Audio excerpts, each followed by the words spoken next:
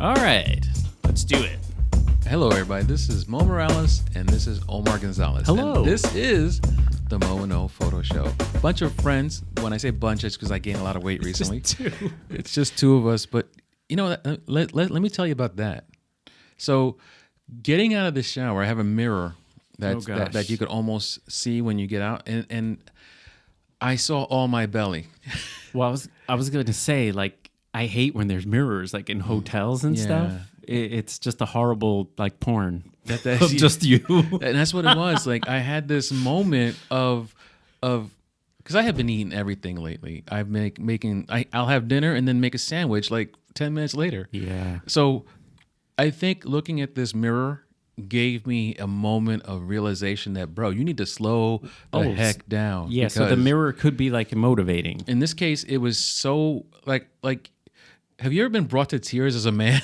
Oh yeah, all the time. And that's what happened here. Like I didn't get brought to tears, but I was so ashamed of what I was seeing. So I have an amazing physique. No. For me, it was for me, it was having like little fresh man boobs for the first time. Oh. And it was like I was at a store in Puerto Rico trying shirts on, and I put a shirt on that like made me look at like it just like breasts. lifted and separated. Yeah, it was terrible. And that was my moment when I woke up. I needed to start doing push-ups, and I've been doing more push-ups. And so today I now have sculpted man boobs. Yes, sculpted man boobs. Today I have just eaten one meal for dinner, and I'm so hungry. It's like it has become psychological night. Like every night I would be eating a second meal. You know, and we're approaching like the cold time where it's you're not going to be walking around, you're not going to be getting out. So yeah, I mean, as a human being, take care of yourself. You only get one body. Yeah, no, it gets harder. It gets harder when you get older. You reach a point, I think, where you realize that you just work out enough just to eat, like so you can have that ice cream. I'm not even working out though. I'm just like eating, and that's the worst thing. Is like for how long have I been telling you I've been gluten free with bread and stuff? A long time. I bought real fake bread. I went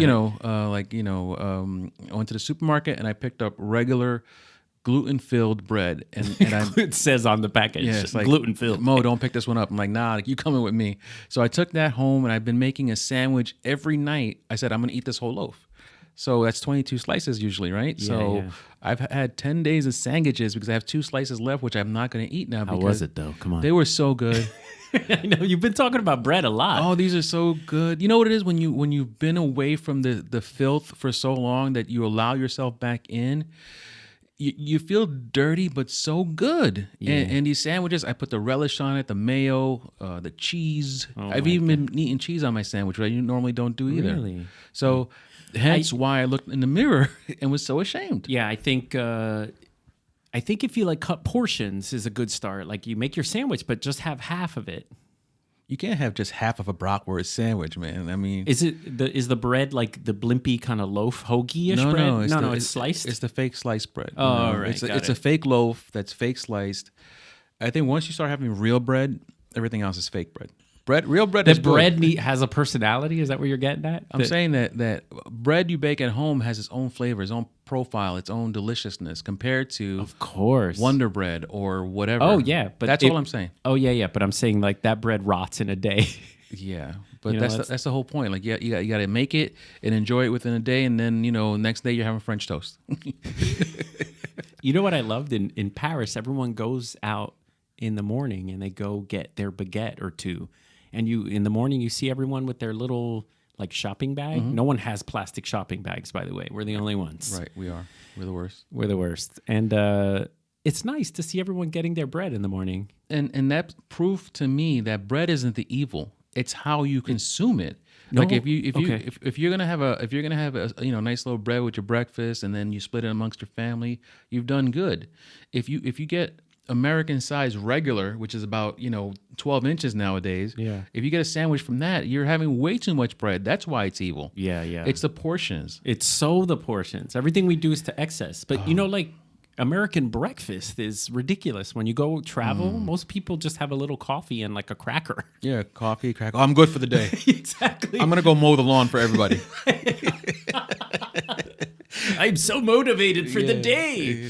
Meanwhile, the American's like, what do you mean you only got 2 pieces of bacon? I know. Where's the tray of bacon? And that's not even real bacon. Oh, sorry, it actually is.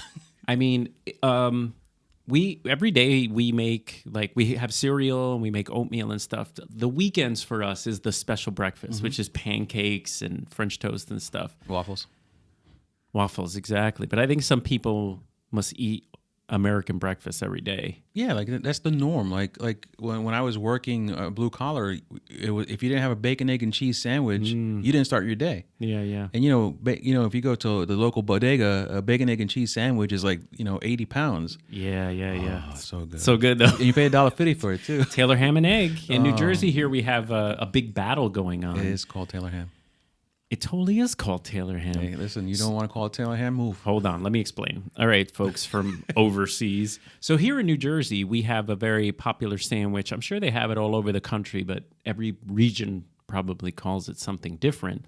But it's basically egg, cheese, and a type of ham, which is maybe like called Canadian bacon. If you go to McDonald's, it's called pork roll.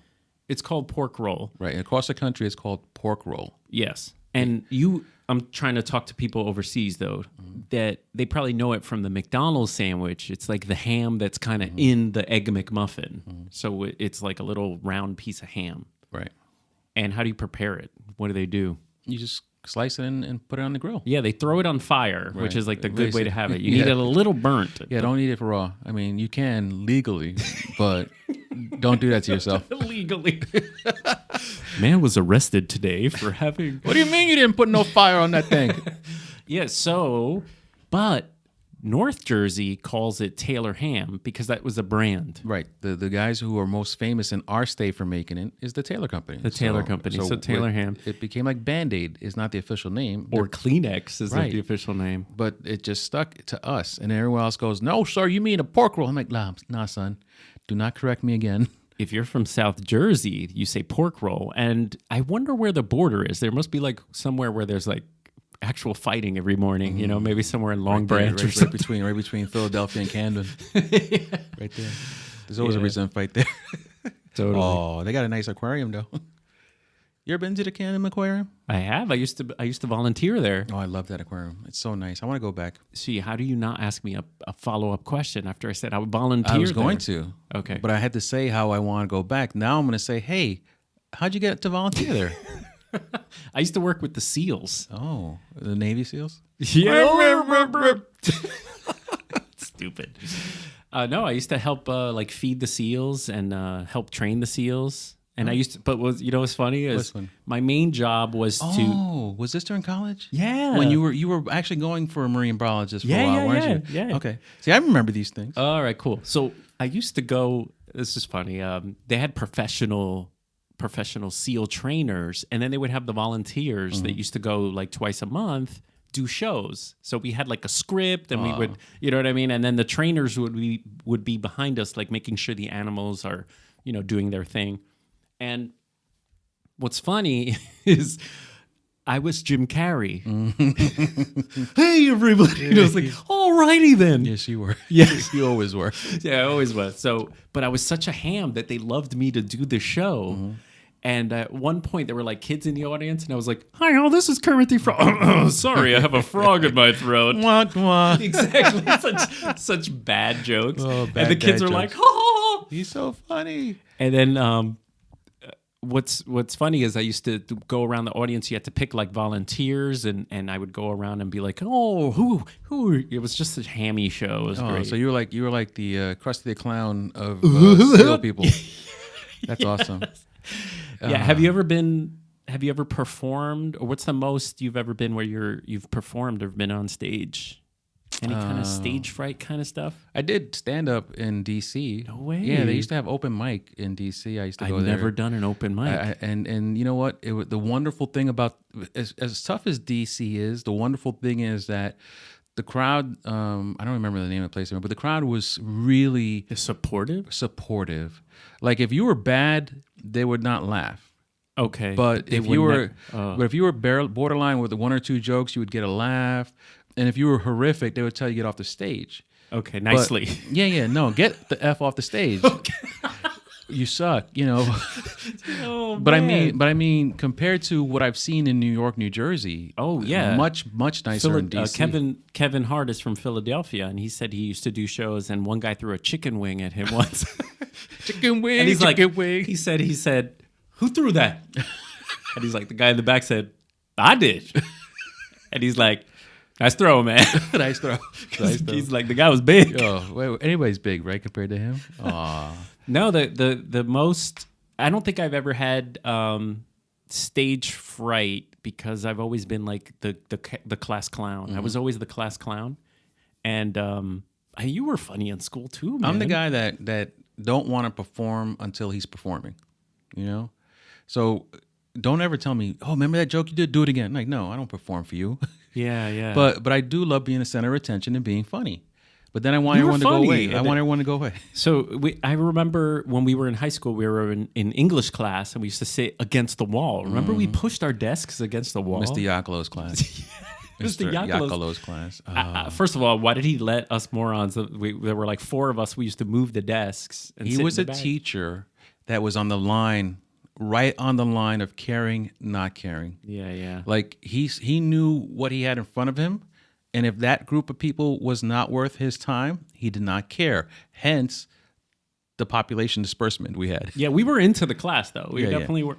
But, you know, but then other times he would just sit there and he would start quoting Shakespeare at you. So, because I had him for several years. You were lucky. You had him only one. I shouldn't say that. I enjoyed class with him because he was different. He was a different human being. His mentality was like he would never call you by your first name. Yeah, Mr. Morales. And he would always ask questions. That's how he would speak. Yeah. It's like, Mr. Morales, what are we doing here? Why are we walking away from our desk, Mr. Lazaro? Everything was a question for him. Did you ever have Mr. McLaughlin?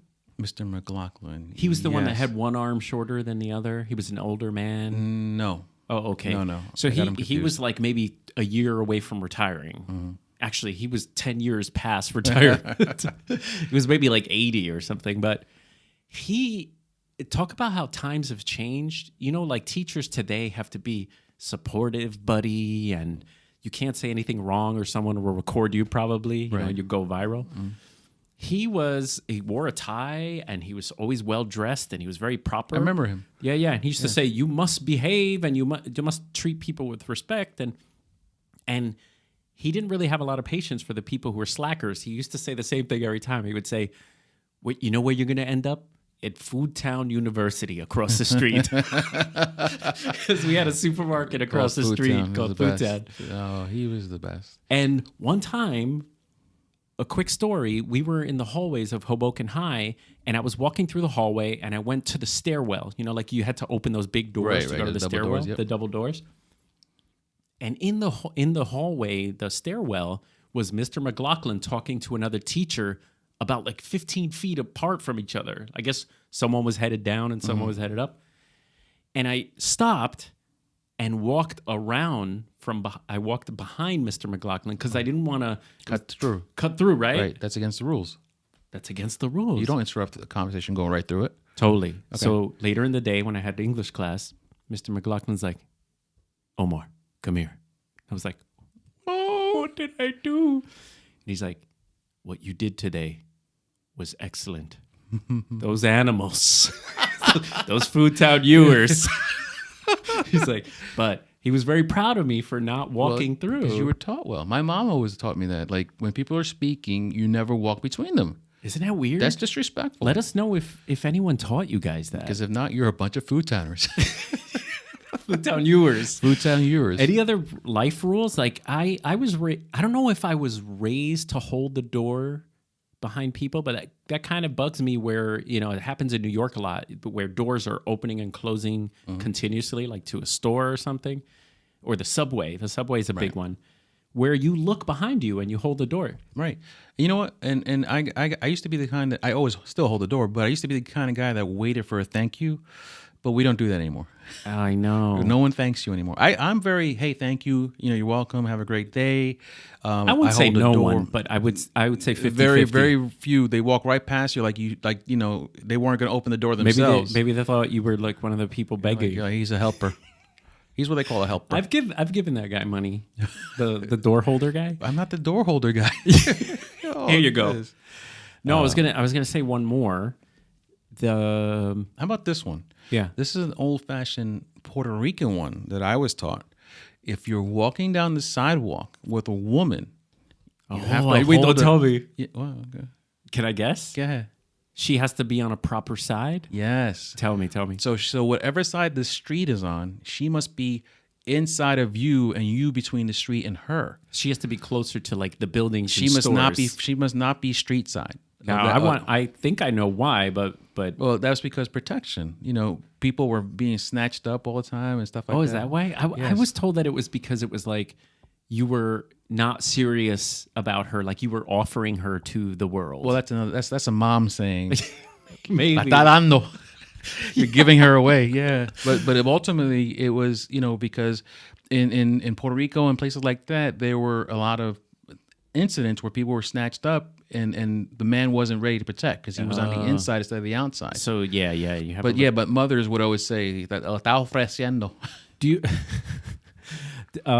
What about a subway giving up your seat? Yes.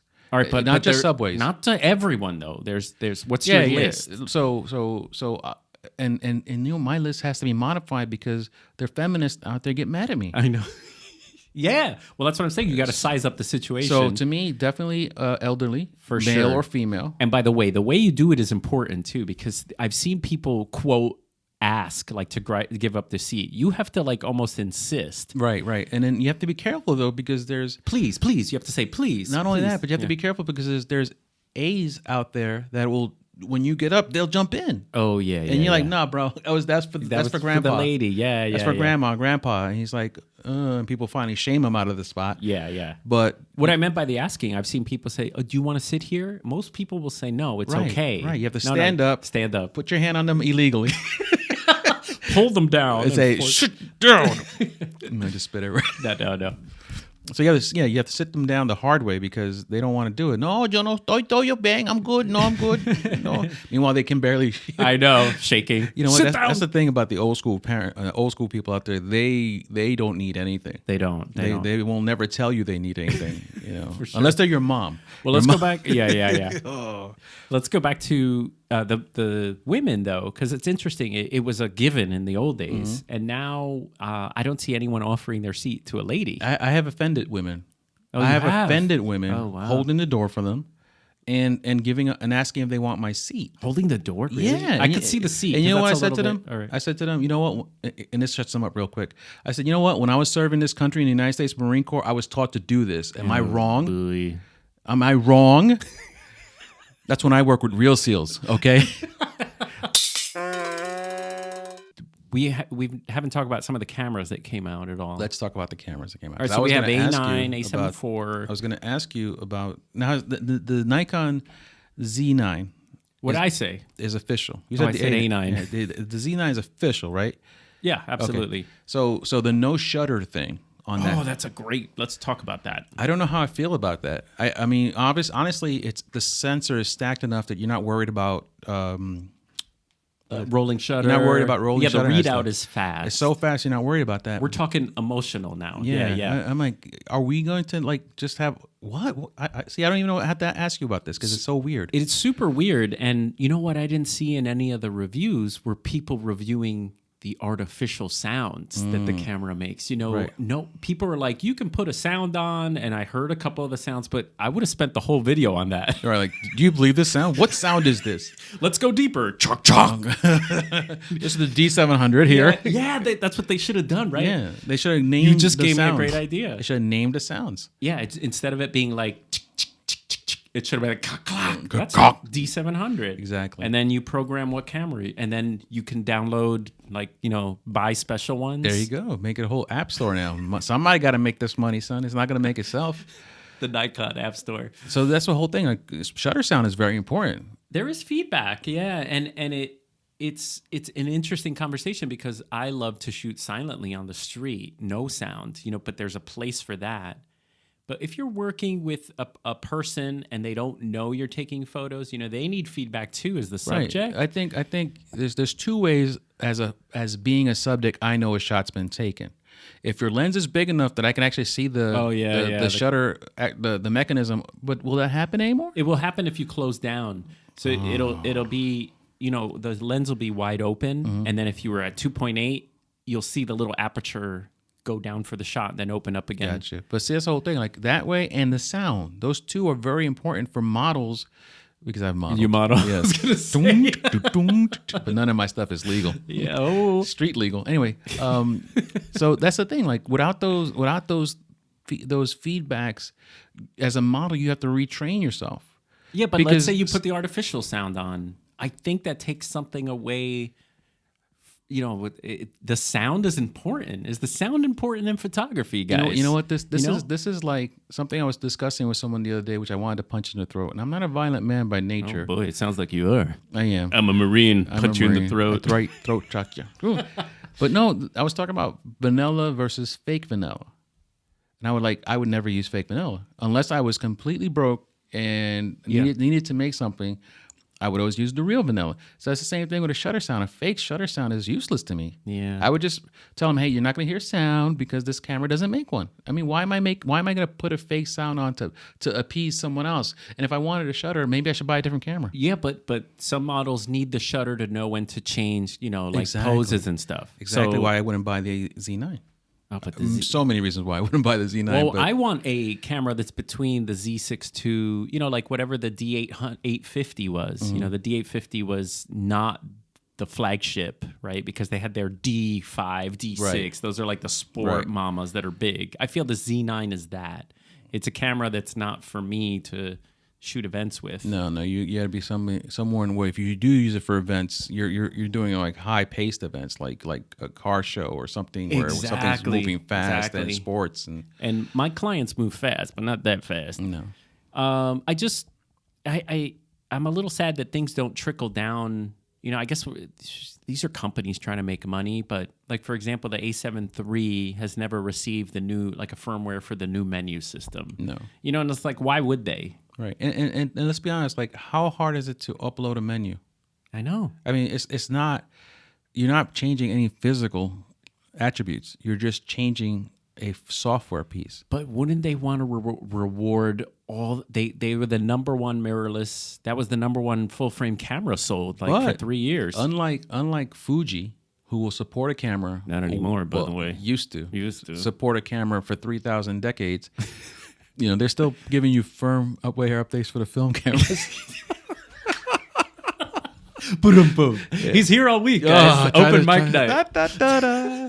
Hey, how's the crowd doing today? Here's everybody doing. Here's everybody doing. Fujifilm is so good to its people. It gives firmware to its. Oh my god. Okay, anyway, so bad. So, but camera companies like that, like Apple will give you 5-6 years worth. They're still supporting the A7C, the 6S, the Apple iPhone 6S, which is a long time ago. Well, it was like what? No, it was a long time ago. Oh yeah, you got the 7, the 7S, the 8. I think it's like 5-6 years. They skipped the 9, went right to the 10. So yeah, so it's been around for quite some time, and they're still supporting it. But camera companies don't make money supporting old cameras. Yeah, because no one like iPhone people. Very few people will not upgrade every 2 years, every 3 years. So the A6 is like, hey, Apple's just being nice.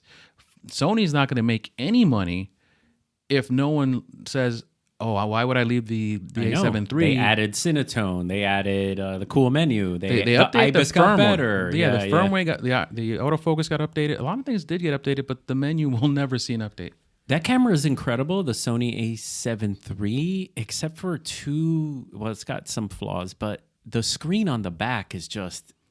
If you've gotten used to better screens. Well, the Nikon Z9. That's what I'm saying. So if I've only used the 7 III, to be fair, if I've only used the A7 III, and that's the only monitor I've ever seen, it's great. I know, but you could say that about anything. Right, is my whole point. Yeah, that was my whole point. My whole point is this donut's delicious, even though it has mold, but it's the only donut I've ever had. Right, exactly. Love me that mold. That's my whole point. Like if you don't know any better, it's still amazing. But if you do know better, like how many people, not everyone out there watching has tried all the cameras you have. Yeah, you're right. You know what? They've had Fuji cameras, they've had Sony cameras, and granted, the X-T3 and the X-T4's back monitor is better than the A7III's, but that's not the point right now. Yeah. But yeah, I mean, the other problem with the A7 III, because you're saying there's two problems. For me, there's another problem. It's the color science. Yeah, it's rough. It's not even the A7C drastically improved on the color. So science. much better. Yeah. I was telling you, I was going through some old A7C footage, and it's like great at a camera. Right. Even I think this guy, the 6400, has a little bit better color 6400, 6600, and I think it was a progression. I think by the time I got to the A7C, I was blown away. Can I tell you that's one thing? One of the reasons I've been switching over to Nikon is because from this, not so much this camera. This camera is kind of very unique. It has like a D700. Oh, thank you. We have an audio podcast here. I'm pointing to the Nikon Z900 has a little bit of a pastel look. The images are beautiful and filmic, but this 600 and looking at other colors, they've stayed consistent. And when I tested a couple of the newer Canons, they completely changed. Right. That brings me to another point I wanted to bring up to you. Do you prefer, what did I call it, the cranky and old flavor over the new and sterile look that that we're dealing with? Absolutely. Well, it depends what I'm doing. So, for example, I'll just grab this one because it's right in front of me. This camera, the Fujifilm X-E2, has an older sensor that's 16 megapixels. It takes pictures that look like you peed on them. Like even if you put the white balance at like 5,000, it has a yellowish tone. Why does Omar know about peeing on colors? But well, I've done it before. It's very artistic. You should come to my gallery. And then, but there's a charm to that. You know, like the pictures are, it's what the camera is making instead of you getting a sterile, perfectly, color. Where you accurate. have to add style back into it. Yeah. That's the whole thing, which all these newer cameras and all these newer lenses are helping to make the world sterile. As far as through images. Do you think the YouTube era, the last 4 or 5 years, has shaped the camera companies? With all the complaining and venting and telling them about what they want. Sharpness and like looking at tests in the corners and stuff? Because when digital first began, 2006, 2007, 2008, the sensors were sort of emulating film a little bit, and the lenses were from film cameras. Right. Those first Canon and those first Nikons, right? They were like the film ones. And so people were trying to make digital look like film. Then we reached a point where they wanted more megapixels, sharpness, and razor sharpness, and now lifeless razor sharpness. Exactly what you're saying. Like the YouTubers have complained so much about it's not sharp enough that they're not happy as far as tech reviewers are concerned. They're not happy until it's a completely sterile image. So do you think that has happened? I think camera companies are listening. And who else is giving the louder voice out there? Yeah, you're right. And you know what? You rarely hear people who deep dive not complain about the corners. Yeah. And to be honest with you, if I'm looking at your corners, this is an Omar phrase. If I'm looking at your corners, there's a lot more wrong with your picture. Yeah, I think I got that from someone else too, but I can't remember who. Yeah, so to me, I don't ever look at a corner. I don't ever go on Instagram and check if someone's photos are like sharp or not because I don't care. Yeah. To me, I'm like, oh, nice photo, swipe or double tap, keep moving. I feel that there is a shift though, like late at hopefully it's like the young people. They've been shooting film a little bit more because they're not getting something out of their digital. I feel like maybe, these are young people who are shooting film. And also, gosh, remember, did you see the video I did recently? It was like DSLR versus mirrorless. That was for people who are like confused. It was definitely aimed at people that are like confused about the two because now they're going to start looking at the circular for Black Friday. Right. What's going to be cheaper? A D750. Totally. No, not even like the D780. What's that Nikon that's like entry level? Like D5000, D5600. The 3000. They're 3500. They're like $500. Yeah. So someone's going to pick that up and give it to someone as a gift. And so I made the video sort of helping people like if they are looking at that circular and it says mirrorless 2000 DSLR 350. Right. Both 24 megapixels. Right. So, but what's funny is all the comments most of the comments were from people that there were like 3 types of comments, but one of them was the DSLR is dead. It's mirrorless is the future. What do you think about that? It depends what kind of camera you buy, right? If you pick up a certain brand because someone recommends it to you, go get yourself a Fuji. Yeah. So yeah, you're gonna get a mirrorless. You don't even know. You don't even know. But if someone says, hey, I shoot with Nikon, and I want to shoot what that photographer shoots with because he made amazing photos. He's shooting birds, but and I can't afford that one. I'm gonna get this $300 one. It's a Nikon. Yeah, I'm good. Yeah. And next thing you know, you now have a DSLR. Yeah, you learn how to use it. I mean that's how it works. There's a YouTuber. I don't know if you know Jessica Kobasi. I'm gonna say no. Okay. I'm like, Jessica, no. Anyway, she's has almost 1 million subscribers, photography channel, and she's shot with Sony a little bit and some of the mirrorless cameras, but she's still rocking a 5D Mark III. And like, I have mad respect for her because her images she knows what she wants. But that's the whole thing. Like, you could still get amazing photos out of those cameras. Those cameras were amazing then, and that hasn't changed. You know what's changed? Our eyes and how badly we need that autofocus much improved. 5K, HDR, pixel peeping. So I am at a definite crossroads where I'm liking, I got to back it up because the A7 III was like so much massaging. Like, I'm exhausted from those photographs. I love the photographs that it took, but it took so long to figure out what I wanted from it, as opposed to when I shot this D700 just on a fluke. Like, I went out and shot like a motorcycle and I was like, whoa, this looks like film. Right. So I'm definitely at a crossroads, and that's why I picked up the A6, 7, 9er, 40. And the Z6 too? That's it. Because you slap an old G lens on there, and it has that, oh my God, that 5D Mark II feel. Yeah, listen, trust me. When I used, recently I used a Z5. Yeah. And I really enjoyed it, but I thought to myself, it wasn't doing anything better than what I already had. Which is the XT4. Yeah. Right. And technically an A7 III, but we won't get into that. A7C, sorry. We won't get into that.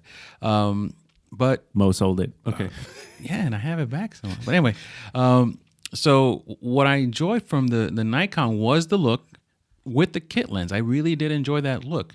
And I said to myself, if I would have gotten a better lens to rent with it, maybe I would have enjoyed it even more, because it was just a kit lens, the 24-50, which is like a 6.80. That f-stop is like never, it's like this big, the f-stop. Oh my gosh. No, it was a bad f-stop. To shoot the sun. But I was going to say, have you ever been interested in adapting like the older That's my whole thing. Like if even if it wasn't during a weekend that you were working, I would have asked you, can I borrow the FTZ and one of your lenses and try it on the Z5? Because maybe I would have moved to Nikon. Yeah, that little 50 millimeter plastic nifty 50 is. You have to tell me about the old lenses. I rocked them all. I loved them on those old cameras. So what do you say to someone? I mean, the DSLR is dead. I'm like, screw you, man. Like, your pictures suck. You have an expensive mirrorless, and little young guy here. Let's take a step back. Let me finish my sentence. My God. Okay. Little guy over there. Little young 14-year-old has a cheap DSLR that his dad gave him, and he's making art. Like, you could be on both. You could be a snob with mirrorless that's $5,000, and someone with a poor camera that's shooting weddings. I think that's what I was going to say. That I think people out here are seeing what YouTube wants them to see. So what are you seeing? 1,000 videos on mirrorless, and those there's still people rocking DSLRs on baseball games. I see them all the time. On weddings, all the time. A DSLR is not dead around where I sit around. I see it all the time, and I'm always asking them, like, what camera is that? What camera is that? Because it's not a mirrorless. I could tell it's big, it's huge. Yeah. But you know what? I think it is. It's just that eventually mirrorless will take over completely, because camera companies are going to stop making them. Yeah, I know. But ultimately, right now, it's not there. We've been saying mirrorless is dead for 6 years. Totally. And eventually it'll be true, and they'll be like, see, I told you.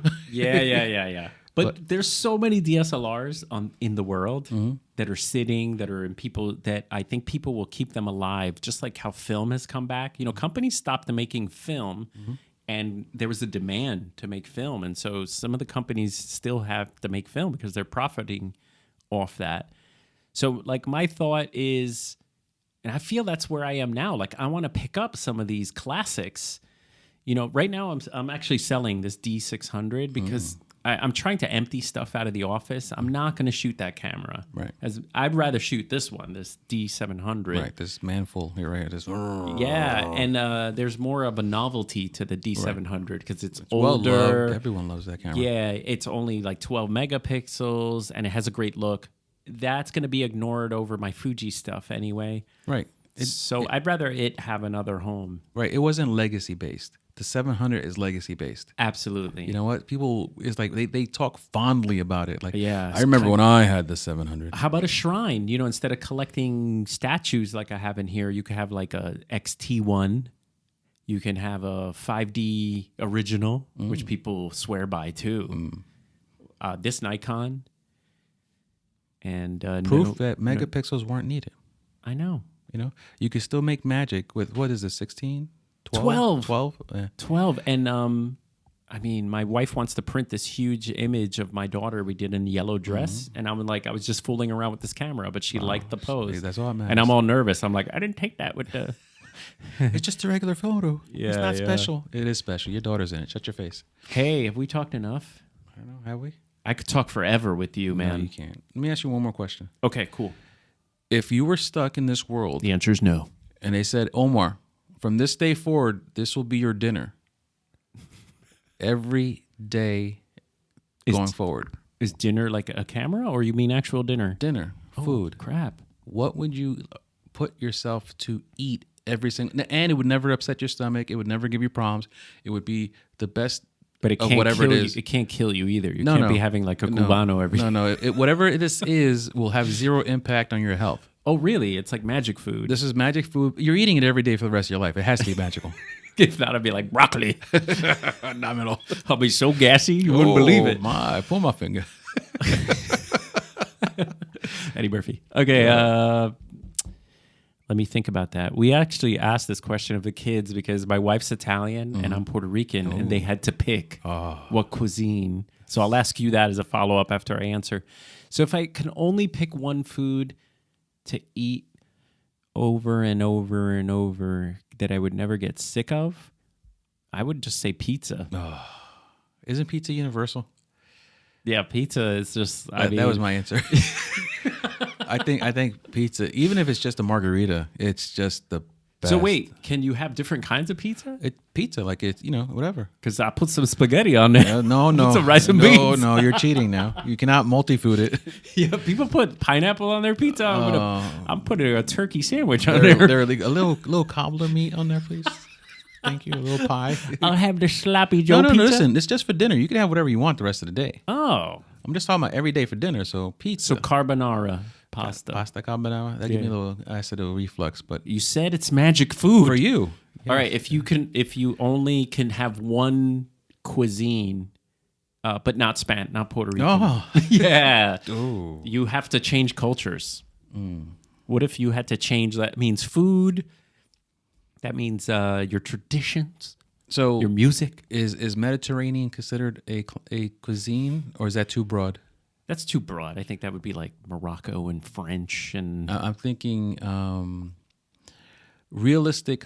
Who's the challah guys? No plugging them. But well, that could be Israel. That could be the Arab countries. So I like their food. Yeah, I've eaten Greek food. Is that yeah. Greek food? So I would say Greek. I would say Greek food because I like Italian. Now, is it magic food or is it just regular food? Regular. Oh no! So I love Italian. Hands down, love Italian. But Italian doesn't love me. Oh, it gives me the But it's magic food. So if it's magic food, if it's magic food, I would go Italian. You love the flavors. I love I love the fake American Italian flavors, and I love the robust, straight from Italy that I had no idea was Italian food because they're like, "What do you mean it's not Italian food? I'm Italian. I come from Italy." I'm like, "Sorry, sir. I was misinformed." I was misinformed. I had a friend growing up where his father was straight from Italy, and he would make these meals which seemed basic, like not basic in taste, but like roasted potatoes with onions and some chicken, and he's like, "This is what we eat over there. I don't know what you watch in Olive Garden, but this is what we eat over there." Yeah. So I went to Italy with my wife, South Italy, and they're from like the Calabria region, and her aunt made these just on the stovetop. What is it? Roasted peppers, which my wife makes all the time here, but with peppers from the U.S. Their peppers were from some garden. And I had one, and the whole bowl was gone. They were like, what happened? Oh, my God. And I was like in the corner, like... That was the best thing I ever ate, man. That's like a bacalaito. You ever had a bacalaito? Yeah. Oh, my God. Yeah, but they don't make them like they used to, man. No. So my mom, God rest her soul. Oh, by the way, for those of you that don't know what we're talking about, Codfish. a bacalao is a codfish, which is salty, dried fish. And you make kind of like what is it, flour? It's flour-based. Fried, fritter. sort of like an empanada kind of fritter. They call them cod fritters. And my friend Mike Hall from the Marine Corps came to visit. We drove to his house, and on the way back, so from Virginia to Maine, we went. Wow. Massachusetts to go to his house. It's a big difference. Yes, from Virginia, Massachusetts to go to his house. And then on the way back to base, we stopped at my house for the day. And my mom was surprised because that's how I rolled. Yeah. And she had nothing in the house but bacalaitos, and she fried them all up. And it was Mike Hall and another gentleman, and they thought they could outlast my mom's cooking. So they kept eating all the bacalaitos, thinking she would stop making them, underestimating the Puerto Ricanness in her. Oh, yeah. And she made so many bacalaitos that they were eating them on Tuesday during the week, you know? Oh, no way. And they loved all of them, and I loved every single bite of it. So I think bacalaito is an underestimated food. I got two quick follow-up stories on that. Number one is my dad, who is crazy, by the way. He was so lazy that he goes... I'm like, Dad, what'd you make tonight for dinner? He's like, I made nada itos, which means nothing itos. Oh. And he said he used to just fry flour with nothing. I'm like, oh, come on, Dad. Oh, and the other funny story, talk about Puerto Rican, this is my grandmother. In my 20s, I went down for like a couple of weeks to hang out with the grandmother, and my friends were there. We were scuba diving in Puerto Rico and stuff. Cool. It was like Josh and... And we had enough of, this is funny, we've had enough of Spanish food already. So we bought like taco, El Paso mix. Oh my. Right? Because come on, we're like college guys.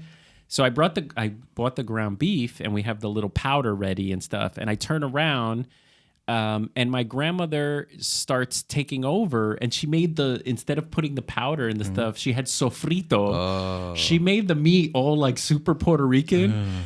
And I'm such an idiot. I should have been thankful that she made it even better. Right. And I was mad that we didn't get to use the powder. You. How dare you? The artificial yellow number 5 powder. Yellow number 5. Wow. Could you believe like what an idiot you are when you're young? 20? You're young. That was a key phrase right there. God bless them all.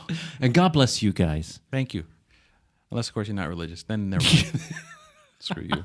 No. All right. We'll see you guys next time. That was super fun, man. Boing. Ooh, that was our best one this ever. is a photography podcast, by the way. Oh, yeah. If you rewind, there's like photo stuff in there. Yeah, somewhere talking. Bye-bye.